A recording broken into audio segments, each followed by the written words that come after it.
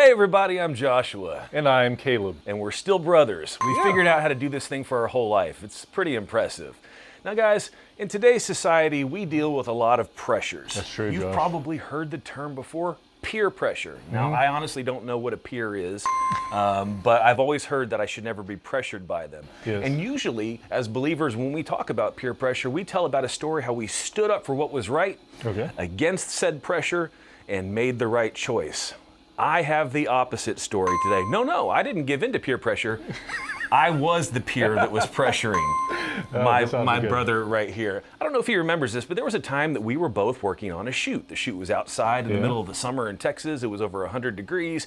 He was fatigued and tired, and I had these little yellow pills that were supposed to give you energy. And I said, brother, I've taken this pill, and this pill has given me energy. You should take this pill. And he's like, I'm concerned. My body is sensitive to pills. I don't think I should take it. I said, brother, what could go wrong? Look at me. I've already taken many of these pills, and I have tons of energy. Needless to say, he took the pill due to my peer pressure. He was in a canoe with a camera. A mere minutes later, finding himself nearly capsizing as his body was convulsing and passing out due to the reaction his body had to the pill, only to find ourselves in the emergency room later that night with a large doctor bill with an IV because my peer pressure ruined my brother's life. So, let my example be to you, don't be on either end of that. Stand for what's right like you should have done, brother. It's okay, I exposed your weakness. Let me start off with the scripture. I think that's probably better. Josh. Thank you. Romans 5:19 says, "For as by one man's disobedience many were made sinners, so also by one man's obedience many will be made righteous." That's true, Josh. You know, our flesh, our sinful nature wants to rebel against God.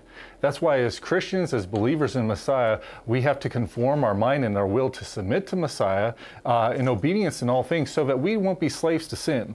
But what happens, Josh, when being obedient to God makes you disobedient to man? Ouch, that's a problem. It is a problem. Like, you know, you may say when the evil government tells you you can't go to church, then I'll stand up and say, you won't stop me, I will so go to church. But what happens, Josh, when conformity to sin is occurring within the church itself? Ooh, well, what am I supposed to do then? Well, are you so well-versed in Scripture that you know when deception has integrated itself into the body of Christ? Jeremiah the prophet, many prophets in the Bible, but I'm thinking Jeremiah because we're going through the series, Jeremiah, Hope Over the Horizon, we're plugging that. He had to stand against the entire religious system in Judah that had fallen into sin, God's system, but he was saying something else. Judgment is coming. People didn't like that. Yeshua himself had to stand against the Pharisees. Guess what? They called him Beelzebub. They say, you're Satan. They called the Son of God Satan. That's always good. You know, I don't know if I'd ever roll up on Jesus and call him, you know, Beelzebub, but some people have had that level of audacity. So, you know, when are you going to be the person to stand up for what is righteousness? Are you going to conform to what's going on in the world? Well, according to Matthew 22:21, render therefore to Caesar the things that are Caesar's, and God the things that are God's. Now, every unbeliever knows this saying. This is a very famous story in the Bible of when the Pharisees were trying to entrap Yeshua with something that was going on with the day with the religious zealots. So zealots. No, they were the zealots. The zealots was a group, Josh, of Jewish religious people who believed that the entire system of Roman government was corrupt. Therefore, they did not have to adhere, had to obey to that system, and did not have to pay taxes to that system. So Yeshua was drawing a comparison. All those things of the earth, you know, earthly riches, earthly stuff of man, just give it to man, even if they're corrupt. But the things of the Spirit, the worship and the praise, those you give to God.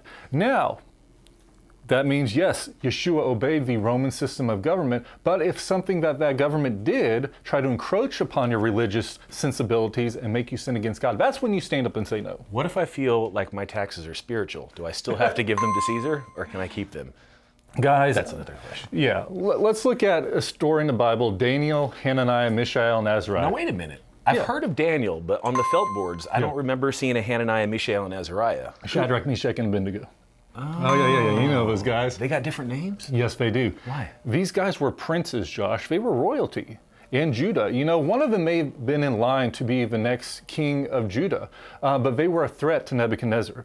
So he took them all the princes of Judah, to Babylon. And to make sure that their lineage didn't carry on to be a threat to him, he castrated them. Whoa! He emasculated them into submission. This was also not on the felt board. Says anybody, please, write in. Have any of you on the felt boards on Sunday morning seen the story of Hananiah, Mishael, and Azariah being castrated? I didn't know that. It's a sad fact, but they began a 3-year program to be indoctrinated into the Babylonian society. It was programming. They were given the Babylonian names of the Babylonian pantheon of gods: Belteshazzar, Shadrach, Meshach, and Abednego. They were schooled in the ways of sorcery and all the different arts of Babylon, taught their language, how to speak. And then they were taught to eat the food of the Babylonians, which wasn't kosher, was sacrificed to idols. What a kick in the pants. Yeah. You're taken from your home. You're taking something else from your home. You can't eat the food you're supposed to eat. You can't learn what you're supposed to learn. Yeah. And then they teach you everything exactly opposite of the way you've been raised and force you to do that. And all the other Jews were doing it. All the other Jews were doing it because they were afraid of losing their lives. But not Daniel. See, Daniel, Daniel 1:8 talks about this. But Daniel purposed in his heart that he would not defile himself with the portion of the king's delicacies, nor with the wine which he drank. Therefore he requested of the chief of the eunuchs that he might not defile himself. That's true. Now, God gave Daniel favor with Ashpenaz, the master of the eunuchs, with Arioch, the commander of the guards, even with Nebuchadnezzar, the spirit of Antichrist that was within him himself. You know, this picture of a false Messiah. And because of the integrity he showed and the character and the respect he showed these people, he was allowed to, as we know, eat the kosher diet, vegetables, and all that. And many of you Messianic and Jewish people may be saying, this is all about kosher, this story is about kosher. But Yeshua Messiah was saying, it's not really about what you eat that affects you. I'm glad that you think maybe that's not the case. Let's look at the Bible. Matthew 15:11 says, what goes into someone's mouth does not defile them, but what comes out of their mouth, that is what defiles them. Yeah. Matthew 12:34 says, for out of the abundance of the heart, the mouth speaks. So this was a matter of the heart, guys. Daniel did not want to pollute himself, his spirit, his relationship with God by doing something that would pollute his body. Many, many times, Daniel and his friends, they had to stand up for what was right and threaten their own existence with the annihilation of the wise men, with the bowing to the golden idol of Nebuchadnezzar, and with Daniel being thrown into the lion's den. They found the moment when it was correct to stand up against the authority, but they did so respectfully. Daniel 1:12 says, please test your servants for 10 days and let them give us vegetables to eat and water to drink. That was at a point where Daniel had a plan, right? Yeah, please.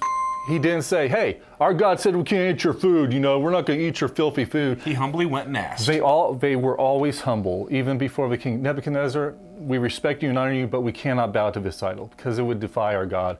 And so, guys, we may not get that moment in our lifetime where we're forced, you know, get the mark of a beast or die.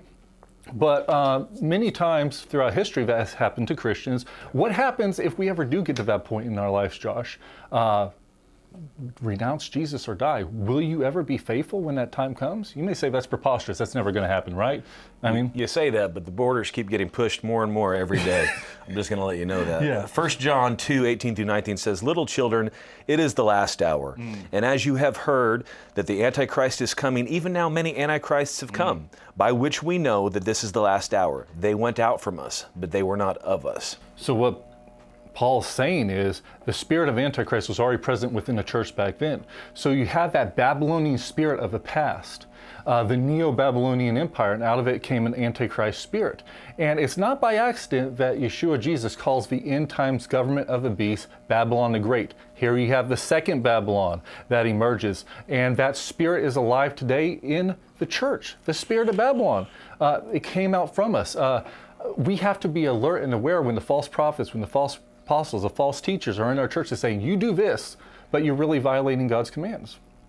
1 John 2:22 says, who is a liar but he who denies that Jesus is the Christ?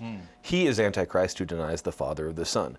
Guys, sometimes it's that clear. Sometimes it's, you know, turn or burn, right? You've heard that before. That's right. But sometimes it's more subtle. And we're in a time period now with these terminologies that's being thrown around today, compliance, coercion, compromise, that's true. The 3 big C's of the day, where it's not always as cut and dry at the front. True. And compliance is a word you're seeing in government mandates and news briefings pop up. It was a word that the Nazis used, of subjugation and conformity. Though there is compliance, it doesn't ever change your heart, and that creates a problem on both sides. And compliance is usually forced by coercion. It's an ultimatum. Choose this, bow to this, or die. Get I didn't mean to say that. Oh, snap. Or it usually leads to compromise, guys, and that's abandoning your set of standards or morals for some set of standards that is lesser than yours and lesser than God's, and we don't want that in our lives. We don't. The fact that what we're talking about a matter of the heart, Josh, yeah. Because during the millennial reign, you have peace on earth, what everybody's been looking for, utopia. And Messiah ensures that under a rod of iron. You're going to be obedient. There's righteousness ruling. The people's hearts are still corrupted. And that's why when Satan appears, everybody jumps on the bandwagon. Let's go against Messiah. It's the easy thing to do. It's the quick thing to do. Guys, Revelation 20:7-9 says, when the 1,000 years are over, Satan will be released from his prison and will go out to deceive the nations in the four corners of the earth. In number, they're like the sands of the seashore. They marched across the breadth of the earth, surrounded by the camp of God's people, the city he loves. But fire came down from heaven and devoured them. We always kind of think that, you know, the idea of the grass is greener, you know, like, I'll totally make the choice. Or, oh, you know, if I was forced to, if you just showed me what was right, I guarantee I would never do what was wrong. But it's not about the legalism of being forced into something. It's about where your heart is. Yeah. And that's why I believe, Josh, we should all make that determination in our hearts someday. We have to do it now. Yes. Have you made that decision? You know, if you ever come to that moment where you have to renounce Yeshua or die, you make that choice. You may think that's crazy. We're never going to come across that decision. You haven't been watching the news lately. All believers throughout time have had to make that decision. Believers on the other side of the world have to make that daily.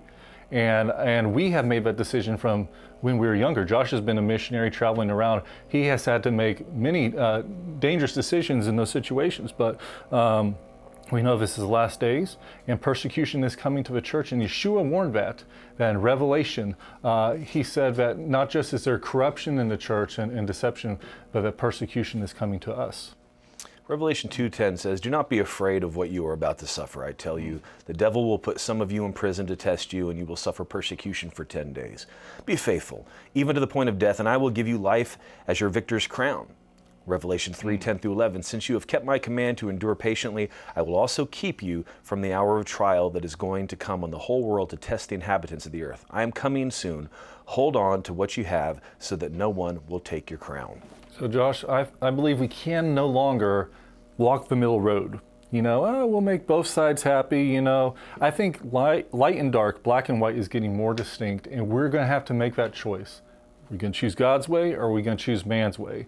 And that's a choice we all need to make, but we have that hope, as Josh just read, that Yeshua is coming soon. We have something to look forward to. So live your life for him now. Even if the bad, hard decisions come, you're already resolved when they happen. You know what's going on. And don't worry, we're not saying that is the Antichrist or anything like that, and he's going to definitely seek you out if you say something wrong on it. What we're saying, guys, is that it's so easy and simple to get caught up. You know, if you think of the idea of the current, you know, in the ocean, what happens when you get in it? No matter how much you fight against it, it's already pulling you out. You can't go that far out into the deep end. So what happens in our everyday life is that we kind of get slowly pulled into the deep end, and by the time we realize where we're at, or the decisions that we're making, or the pressures that are on us, we're already so deep into it we feel overwhelmed, or maybe we don't even know what's going on. We're saying that today is the day to make the choice. That's right. Make the choice for what's right, make the choice to stand, so that when you're in that moment and the pressure is on you, you know what to do. It's not about whether or not you offend people. Right? Daniel and those boys weren't trying to offend anybody. They went humbly and they spoke the truth. But the truth has to remain the truth regardless of the consequences of people's emotions, feelings, or the other opinions of the day. And that's all we're saying. We love you guys. We want you to stand strong. We want you to, Fidji wants you to as well. Do what's right. And hopefully...